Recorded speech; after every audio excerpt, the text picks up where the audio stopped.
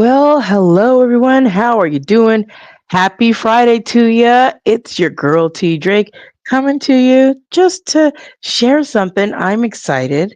You might not be excited yet, but if you can tell, there is something new for me about a book. So I'm so excited to talk about it because it has been a long time coming, you guys. So, my book, The Gift of Finding God's Love, Guilt, and Shame Turned into My Shine, is going to be offered in audiobook soon and coming. So, it's got a few months before it actually comes, but I had a great time like going through the process of going through the voice auditions for those who wanted to voice and read the book. So I'm so excited to share that with you because you guys know it's still October. We're still in Domestic Violence Month. And of course, my book does talk about my story of course, dealing with that, going through that. And after I get this out, I can't wait to hear your feedback on how you liked it, how you liked if you listened to it. I don't know if those of you have purchased it, then you'll get to also hear it in audio. So I'm looking forward to the next phase of the book. And of course, you guys know my podcast is called God's Gift through His Word. Of course, it comes and it stems from the book. The book is the beginning of everything that I've ever done, and it has been my jumping off point. And I'm so passionate about it. There are so many people that are encountering domestic violence, not understanding, as I did not, the ramifications and the harms that come, and they didn't know, and I didn't know either. And that's what I'm here to continuously to do is to share that out, let people know and realize, hey, this is something serious. It's not just a fly by night thing. People that go and encounter domestic violence, there are so many myths and terrible things that people think that people want to sit through and go through that, like they want to endure that. And that's just not true. For me, I of course discovered, and I think I talked to you guys about this the last time when I was sharing, is that I find that it is amazing to me that Arizona is the fourth highest state in the nation for domestic violence incidences. The fourth highest. And that's not a good thing. And as much as people go out and they share and they talk, it's still not enough awareness. It's still not enough telling, enough people sharing their stories, because this is something serious. People do lose their lives for sharing something like this. And it's only by, of course, the grace of God that I'm able to be alive to tell the tale. And I'm going to continue to tell it. I'm going to continue to share it because this is happening everywhere. It's not just in some small isolated city or town. It's a national, it's a global issue, and it's a big one. So when we hear and I hear people that talk about it, I got to listen. I got to listen to their story, their perception of what they went through, because my story is not like everybody's. There's a few different things that we have, of course, because each person is different. So the person that they encounter may have similar things and similar traits and things that might resemble, right? But the whole story of that person enduring what they went through is totally different. And we have to continue to share out the message that domestic violence is not acceptable. It's not okay. And we shouldn't just turn our heads and act like, oh, well, that's her problem or that's his problem. No, it's everyone's problem because that does hit everywhere. It affects a lot of things in the entire economy, but people don't understand that. Like if you have someone that's working, it affects where they can live. It affects how people move. It affects law enforcement. It affects judges. It affects so many different things because people have to assist. People have to do that. And so it's not a one and done. Some of these things that go on for victims and survivors, this is an ongoing thing that people need support and help and assistance. And when we turn our backs and we turn our heads or we say that's none of my business, they can just handle that, eventually it's going to come to your doorstep. Now, does it come to your doorstep physically to you? Not necessarily, but you might have a friend, a cousin, an aunt, uncle, You might have somebody in your area that you know that is facing it. I can I can say there's somebody that's not sharing with you, but they're dealing with it. They're dealing with it silently because they don't know who to go to. They don't know who to talk to. And of course, still in this day and age, it is seen as something that is very stigmatized. People don't want to talk about it. It's one of those things, it's still not acceptable to talk about. It's still hard to talk about, and people really do lose their lives when they share. It's not a thing that you share and like, "Oh, I can just share this so openly because nobody's going to care what I say." Actually, they have to be very careful when they share. And I don't know how many different times I've heard of stories of people leaving situations and they were totally out of the situation. And even after they were out and they left the person, they did what was told to them to do. You need to get away from this person. You need to start your own life, start over, do something else, get away from the person. And they do. And they did, only to find out, even though they did that, that person still followed them, still came after them, still stalked them, and some unfortunately lost their lives. So I say I'm excited about it coming to audio because it can help other women. It can help other men that you're not alone in this. If you think that you're the only one saying, is this love? Is this not love? Is this how I'm supposed to be treated? Or I should just stick this out because I'm married to this man. I'm married to this woman. I got to write this out for the kids. I don't want this to be another statistical thing. Whatever rationale that you want to put on it, it's still not okay for someone to harm you. Like, bottom line, it's still not okay for another person to take their hands, their finances, spiritually, digitally, mentally, psychologically, physically, verbally, any kind of form or fashion that they want to do and use to say that's an acceptable way, that you must accept it because that's the best you can do and you have to deal with that. No, I say that's not the best you can do.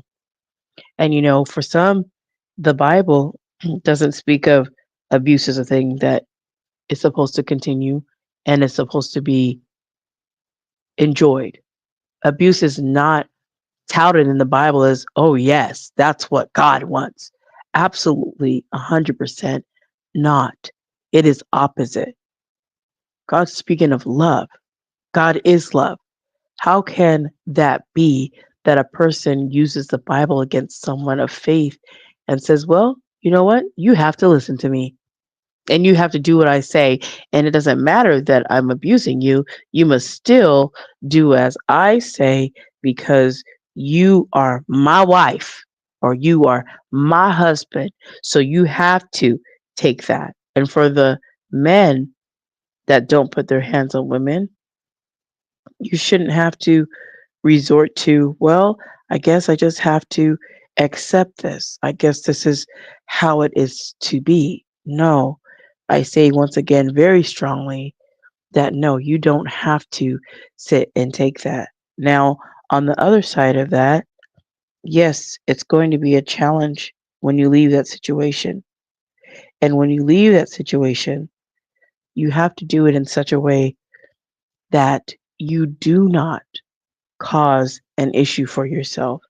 That's that's that's not always easy to do, but one thing that I've learned is when you're leaving any situation in that manner, you have to do it by the quietness. You can't do and say, you know what, I'm telling you, I'm leaving. No. Silence about talking about domestic violence is not okay. We need to speak up about it. But when you're in the situation, you do not want to bring attention to your decision to leave. You want to do and have all your ducks in a row, so to speak, and have them lined up so when you make your move, there's no question about how, when, why, where you're going. You have all of those things laid out, plotted out, and you're not backing down and you're not wondering What am I going to do now? See, these are the things you research ahead of time. And some people might say, well, where am I going to go? I don't have anything. I don't have anywhere to go. You spend your time researching that out, finding those organizations, getting things in position in order, and you start to learn of when is the right time to leave because you get to study the person that you're with and figure out, is this right for me? Is this the right time for me? It's all about timing as well. When I was leaving my situation, I had to figure out the timing. I had to figure that out and I had to know. Now, I didn't put that in the book, so you guys are getting the insight, right? I had to figure that out. I had to navigate that. And I didn't have help in trying to figure out what was available to me. I didn't know any of that. What I did know is that I needed to get out of that situation and I could no longer deal with what was being told to me, how I was being treated, how things were going. It was just not okay. And I got tired of seeing myself be harmed in front of my children. My children were going to grow up to see either one, that mom did what she was supposed to do and she left, or mom number two was going to stay and deal with that. What would I be teaching them? What would I be showing them that it's acceptable? That it's okay, that I don't have a problem with it, and I just deal with it no matter how harsh it was. I just go along to get along. Absolutely not. See, your kids are always watching you. If you have children, they're watching how you handle certain situations. And a situation like domestic violence needs to be handled in such a way that they see, if mom didn't accept it, when I grow up and somebody does that to me, if they do it to me, I'm not allowing it. Opportunity to do that. And they can know from the jump, if they're talking to me a certain way, that will never happen. You will never get to do that. And I make it a point that those red flags I didn't know then, oh, I know now. And when I see them and they're coming like bright lights, I know not to get myself involved. I can see, I can hear, and I'm well aware of my own personal boundaries. And I need to be around for me when it comes to a gentleman that I might be interested in. That man has to be safe for me. And I think that would be the same for any woman. You want a safe person. You don't want someone who's going to make you feel unsafe, not secure. And then where are you going to have be able to be vulnerable or transparent? You couldn't possibly because you don't feel secure and safe with this person. There's no way you could be. So for me, I just realized there's a lot of stuff I still have to discover about myself, which I am discovering all the time. I'm discovering when I think I've mastered triggers and I have not. I'm discovering that stuff all the time. But one thing I do know is I going through domestic violence, I will never tell anyone that they should stay in that situation for the benefit of the children. The children don't need to see that. The children don't need to be around that. And that is not beneficial for them. Two parents that don't get along and it's very detrimental and it's domestically violent, it's not good for children at all. I don't even care. No, that's not good. If it's one person healthy, one parent healthy, alone by themselves is a lot more helpful and more beneficial for their children than that person can even know. A happy, healthy mom or happy, healthy father by themselves out of a situation that was not beneficial, was not emotionally sound, was not physically sound, was not verbally sound, was not good, is something that you have to take into consideration. So why I'm saying all of this is because hello, my audio is coming out and I'm too excited. I was so excited like when the book came out, and when did it come out? Back in 2018. So it's been a minute, right? But I have still been continuously working because for a while it took so long it took so long because I had been wanting to do this for years and I just wasn't able to do it. And now I had an opportunity to do it. I was like, oh, I'm taking it. I'm doing it. And I'm so excited about it. So, excuse me, I will be letting you guys know when it's actually out in market because it's got some time yet to come out. But I am just over the moon. Like my book, I did it and I was like, okay, that part's done. Now one more place for audio and that can help people that don't want to read it. It's not a long read, but there are some people that just want to hear it. Just let me listen. And sometimes listening you can absorb like, wow, I'm hearing this and it's like, okay. See, when people hear, they can they can absorb. Sometimes you can absorb more, right? And it's something that audiobooks right now are, of course, people listening to so many things audibly, like podcasts, which you guys know I do. And now the book is going to be in that format as well. I am I just can't tell you guys how I'm so excited about this because I've been steadily working. Like I've been steadily working on things that I'm pushing out to do. And sometimes things rattle my mind like, dang it, I need to do this, I need to do that. But you know, one thing that Pastor Jay said to me long ago, he's like, you need to pace yourself.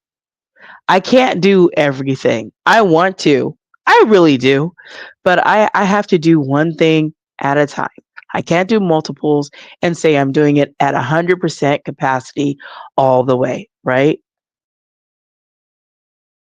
So when I was going through this, and I was going through this process of selecting people. It took time.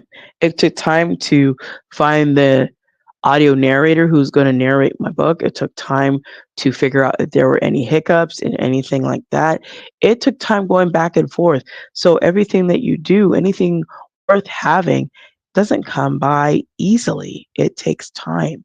And so, although I have not yet put out another book, which I know I'm going to do because I have another one waiting in the wings and I'm working on it right now too. But I wanted to make sure that I finish and kind of zip this one up, that it came out in audio as well. That was the last thing I wanted to do for the book.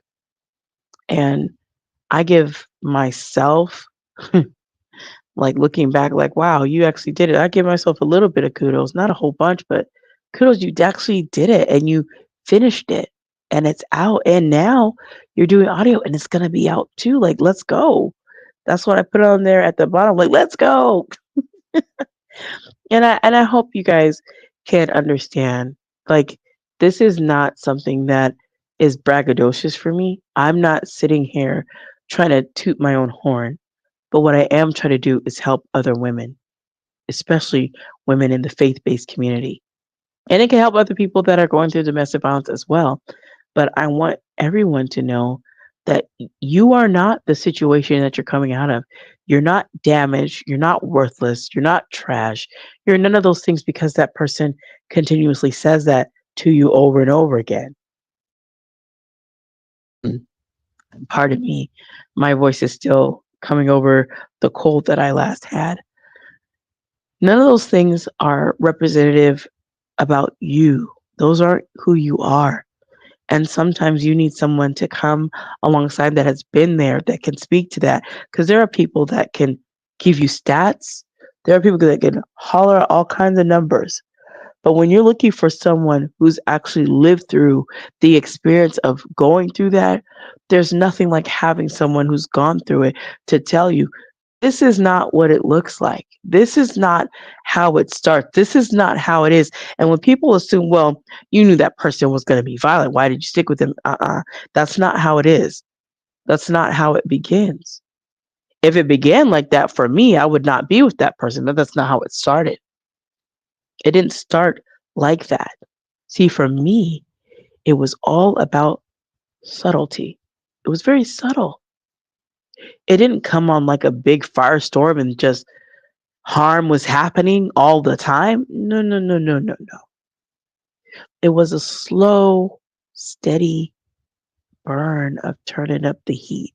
It was slow, a little tinge here, a little bit hotter, a little bit hotter, hotter yet still. Let's take it up some more. The heat's getting hot, but it's still, it's not there yet. Let's get it hot. It's scalding now. Okay. Now let's turn up the heat. Let's get it to boiling. Let's get it to scalding boiling. Now you're cooking. It never, for me, happened in a fashion that I could ever predict in my wildest dreams that I would ever have found myself in a situation where I'm literally thinking I'm going to lose my life at the hands of my ex husband. I never thought that. You couldn't have told me that at that time. I couldn't have seen it. I couldn't have told you at that time, yes, this is going to be it. I'm going to end up divorced because of this. This is not a divorce because of money. This is not a divorce because of physicality need. This is not a divorce of either of those things. This is a divorce of something that I totally wasn't expecting. Domestic violence wasn't on my radar. It wasn't in my radar and it wasn't on my plans of things like, oh, if I get divorced, it might be money, it might be something else. No, this was not what I was expecting. Mm-mm. It wasn't what I was expecting. But behind that, I can say behind the horrible, behind the ugly, behind the disgusting, behind the awful, blossomed something amazing out of something that had to die. Something blossomed forth and came into fruition. But without the ugly, the disgusting, the horrible, the horrendous, could I not see for myself to be yet thankful to a God that is so gracious and merciful that his hand protected, covered, and guided me through and out. I can't tell you guys how grateful I am to this day. When I wake up and I open my eyes, for me, it's thank you, Lord. Lord Jesus, I thank you. Why? Because I might not have been here today. I don't care about what everybody else is going to say about, well, that's nice to think, but you need to think for other things. And I do. But the first thing is that he gave me breath and he woke me up. And I'm thankful because I didn't lose my life at the hands of somebody else. The good Lord take me when he wants to, I'm fine with that. But I dare not want to be taken out by somebody else that is not God. I don't want you taking me out. No, not when I can do something and not when the Lord guides me out. I didn't want to stay in that situation. You don't have to stay in that situation. And I say it and I'll say it again. You're not trash. God didn't create trash. And regardless of what people think and say, you are worthy. You deserve love and not the abuse. I don't care what anybody says. You deserve that. And when people tell you and say, oh, well, you must like it. No. Who likes to be in something that's harmful? What are you talking about? Who wants to be in that? No. I tell you that you are deserving of love. And I hope that you understand if you're facing the situation of domestic violence right now, I hope you understand it's not your fault. And I know sometimes, even for me, I've had moments, and sometimes I still do, like, man, why didn't I see that? Why didn't I this? I should have known. I blah, blah, blah. All those woulda, shoulda, couldas that you think you could have really stopped and you could have avoided because you said, if I had known, I would have avoided, da da da. But you didn't. Some of these things you could not know until you were actually in the situation. And I let people know at the very beginning because there were signs I didn't know. but there were signs. When I look back, yeah, I see the signs, but when I was in it, no. I never experienced anything like that in my life. How could I know the signs? How can you know signs to look for if you have never experienced something like that? I know now. I know now. So the book once again is called The Gift of Finding God's Love, Guilt and Shame Turned into My Shine. I have, of course, in the description box, I have a link to Amazon.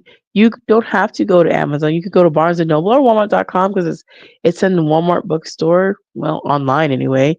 It's in Walmart and anywhere else that it's sold that I don't know, but you can purchase it for yourself. And when the audiobook comes, if you're waiting around for that, man, I'm going to keep you guys up on when it's coming out. So this whole month is Domestic Violence Awareness Month, and I am going to be sharing as much as I can about it, about my story, about me going through, and different things that I've learned, and different things that would help you. But one thing that you need to know is not only having a safety plan, you need to have a very detailed plan in your mind of how you're going to execute everything. It's called an EPS, execution plan strategy. You need to have that because if you can't execute it, you're not leaving. And the people that have asked me, well, how do they? They want to leave, but there's a how to do it. And I give you the how. And there is always a how. Because if you don't know how, you're not going, you're not leaving. So there is a how. And I mastered my how because I'm out and I'm still yet rebuilding. So this is not a quick thing when you get out of the situation and now you think it's over. No, now you have to start rebuilding and not just rebuilding financial, which is a hard thing for me, but that's where I am. And I'm doing my best to take care of that and rebuilding my housing, which the Lord is blessing and I'm taking care of that and rebuilding my own character of looking at myself like I am valuable, I am worthy, and I am deserving of love from a safe man, a man that sees my worth, sees me, not sees what I can do for him, not sees what I can afford him, none of that, just me. And sometimes after hearing these messages that we've encountered being in a situation that has been harmful and detrimental to not just our physical, but our mental psyche, it takes a long time to rebuild your mental psyche, to rebuild that you're not all of those things and that all those things sometimes they will repopulate themselves in your mind and they will replay like a broken record. And then when something happens in your life, like, you know what? That's true. What that person said about me, they're right. And sometimes you have to stop and like, no, that's not true. That's not me. This is a hiccup. This is a challenge. This is an obstacle. I'm going to get through it. However, I'm not going to believe and I'm not going to really give that negative self-talk any any hold because I'm not like that. I'm not that person and I have value. Some of you might be thinking, where's my value? And where's your identity? Your value or identity? Jesus Christ has given that to you. There is value in you. So much so that he died on the cross for you and for me.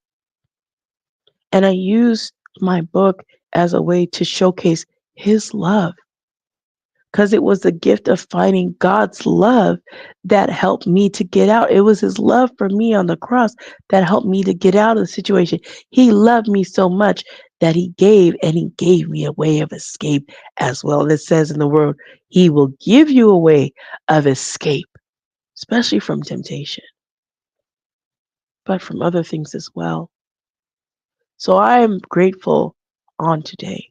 I'm grateful for every time and every sense of the word having the ability to showcase and share God's love and to share about domestic violence, that you don't have to stay in that situation. You don't have to. So, with that, I'm going to get out of here. I hope you guys will have a blessed and motivated day. I hope you're having a great Friday because, hey, it's a good day. But you guys have a blessed one. A big kiss from me to you. Remember what I always say, to be blessed, motivated, and always inspired to do what the Lord lays on your heart. You guys take care and thank you for tuning in.